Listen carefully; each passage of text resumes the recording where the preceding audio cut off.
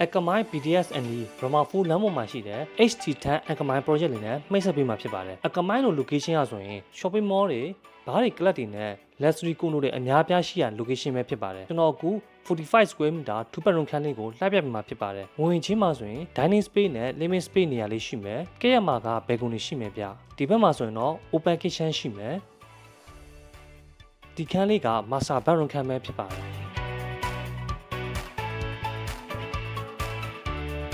ဟိုဘက်ချမ်းမှာဆိုရင်တော့ရေရှုခန်းအင်တာတွဲပါတယ်ဒုတိယမြောက်အိတ်ခန်းရှိပါမယ်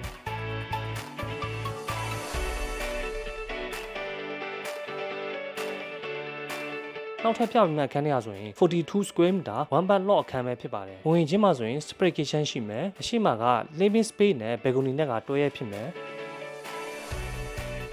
ဟိုဘက်ချမ်းမှာဆိုရင်ခုမောင်းထားလိုက်ရှိမယ်ဒုတိယထပ်ကိုတွားကြည့်အောင်ဒုတိယထပ်မှာဆိုရင်တော့baron တစ်ခန်းရှိပါမယ်ဒီ project လေးရဆိုရင်တော့အခန်းတိုင်းကို fully furnished ပေးမှာဖြစ်ပါတယ်အားလုံးကိုကျေးဇူးတင်ပါတယ်